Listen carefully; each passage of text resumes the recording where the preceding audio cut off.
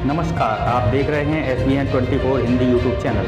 दोस्तों, आज हम बात करेंगे दिवंगत विधायक देवेंद्र प्रताप सिंह की राजनीतिक सफर के बारे में कि कैसे कल्याण सिंह के आशीर्वाद से राजनीति के फलक पर चमकते रहे विधायक देवेंद्र प्रताप सिंह। वह 2 बार सोरों से और 1 बार अमापुर से विधायक बने।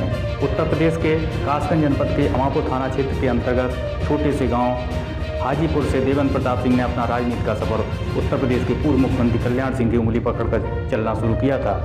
यूँ तो 3 बार विधायक बनने के लिए बहुत पापड़ बेलने पड़ते हैं, परंतु कल्याण सिंह के आशीर्वाद से देवेंद्र प्रताप सिंह ने ये मुकाम आसानी से हासिल कर लिया। बात शुरू करते हैं देवेंद्र प्रताप सिंह के पहले चुनाव से। उन दिनों कल्याण सिंह ने बीजेपी छोड़ दी थी और बीजेपी को पानी पी कर गालियां दे रहे थे। यहाँ तक कई बार कल्याण सिंह ने कहा था कि बीजेपी को 6 फुट का गड्ढा खोदकर उसमें दफना दूंगा और उसकी जड़ों में मट्ठा डाल दूंगा। इसी दौरान बीजेपी को नेस्तनाबूद करने की कसम खाकर कल्याण सिंह ने राष्ट्रीय क्रांति पार्टी बनाई, जिसमें देवेंद्र प्रताप सिंह शुरू से ही उनके साथ थे। उस समय की एटा जनपद की सोरो विधानसभा से 1997 में बीजेपी के विधायक चुने गए ओमकार सिंह वर्मा का निधन हो गया और सोरो विधानसभा का उपचुनाव सामने आ गया। बीजेपी को सबक सिखाने के लिए कल्याण सिंह के पास इससे अच्छा मौका फिर नहीं आता और सन 2000 में सोरो सीट पर हुए उपचुनाव में देवेंद्र प्रताप सिंह को बीजेपी के विरोध में राष्ट्रीय क्रांति पार्टी उपचुनाव में प्रत्याशी बना दिया। इस चुनाव में बीजेपी की ओर से इस सीट पर विधायक रहे स्वर्गीय ओमकार सिंह वर्मा के पुत्र ब्रजेश वर्मा को टिकट दिया गया। कल्याण सिंह ने इसे अपनी प्रतिष्ठा का प्रश्न बना लिया और पूरे 1 महीने तक सोरो विधानसभा में देवेंद्र प्रताप के पक्ष में प्रचार करते रहे और पुख्ता चुनावी रणनीति बनाई। मतदाताओं के लिए आगे कल्याण सिंह ने अपनी इज्जत का हवाला देते हुए वोटों के लिए झोली फैला दी। सोरो विधानसभा लोधी बाहुल होने के कारण कल्याण सिंह की प्रतिष्ठा को लोधी समाज ने अपनी प्रतिष्ठा से जोड़ लिया और कल्याण सिंह के चुनाव प्रबंधन के इस गुण के परिणाम स्वरूप चुनाव में देवेंद्र प्रताप सिंह को कांटे की टक्कर में 185 वोट से जीत मिली। यह पहला मौका था जब कल्याण सिंह की राष्ट्रीय क्रांति पार्टी का खाता खुला था।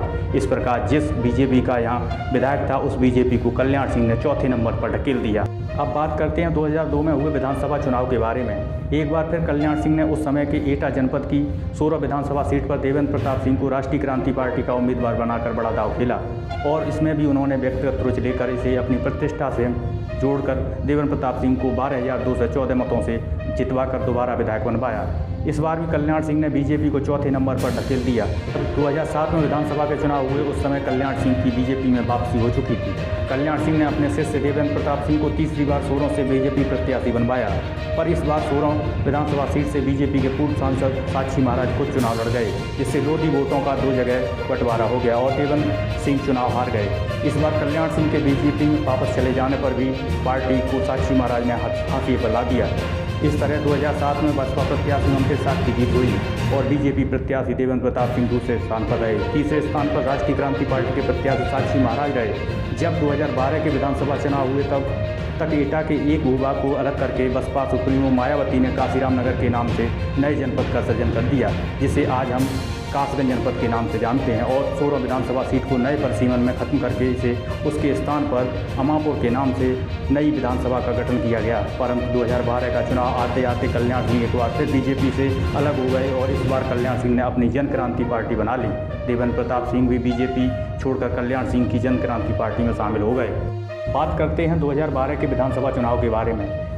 कल्याण सिंह ने एक बार फिर देवेंद्र प्रताप सिंह को नए जनपद काशीराम नगर की नवसृजित अमापुर विधानसभा सीट से जन क्रांति पार्टी का प्रत्याशी बनाया और बीजेपी को टक्कर दी, परंतु इस बार देवेंद्र प्रताप सिंह के भाग्य ने साथ नहीं दिया और वे चुनाव हार गए। इस बार भी बसपा के ममतेज साख विजयी हुए। दूसरे स्थान पर समाजवादी पार्टी के वीरेंद्र सिंह सोलंकी, जबकि जन क्रांति पार्टी के देवेंद्र प्रताप को तीसरे स्थान से संतोष करना पड़ा, लेकिन बीजेपी को उन्होंने 5वें नंबर पर ढकेल दी। 2017 के विधानसभा चुनाव तक कल्याण सिंह एक बार फिर बीजेपी में लौट चुके थे, लिहाजा उन्होंने हट करके एक बार फिर अपने चहेते देवेंद्र प्रताप सिंह को अमापुर विधानसभा सीट से बीजेपी प्रत्याशी बनवाया। हालांकि इस बार बसपा से 2 बार विधायक रह चुके और अमापुर के सिटिंग विधायक ममतेज साख भी बीजेपी में शामिल हो चुके थे। आपको बता दें, ममतेज साख को इसी शर्त पर बीजेपी में शामिल किया गया था कि उनको उनकी सिटिंग सीट पर अमापुर से ही प्रत्याशी बनाया जाएगा, परंतु अंत में कल्याण सिंह के अड़ जाने के कारण प्रदेश नेतृत्व ने अंतिम चरणों में ममतेज साख को पटियाली सीट पर उम्मीदवार घोषित किया। इस प्रकार देवेंद्र प्रताप सिंह एक बार फिर कल्याण सिंह की कृपा से अमापुर विधानसभा सीट से बीजेपी का टिकट पाने में और फिर विजयी होने में कामयाब रहे। इस चुनाव में समाजवादी पार्टी के वीरेंद्र सिंह सोलंकी को दूसरे स्थान से संतोष करना पड़ा। इस प्रकार देवेंद्र प्रताप सिंह 3 बार कल्याण सिंह की कृपा से ही विधायक बने, पर देवेंद्र प्रताप सिंह ने भी कल्याण सिंह का अंतिम समय तक साथ नहीं छोड़ा। जब जब कल्याण सिंह ने बीजेपी छोड़ी, देवेंद्र प्रताप सिंह ने भी साथ साथ पार्टी छोड़ी। यही कारण था कि देवेंद्र प्रताप सिंह ने कल्याण सिंह के हृदय में अपना स्थान बना लिया था। हमारे चैनल को सब्सक्राइब करें, बेल आइकॉन को जरूर दबाएं। वीडियो अच्छा लगे तो लाइक करें। खबरें अपने परिचितों तक पहुंचाने के लिए वीडियो को शेयर जरूर करें।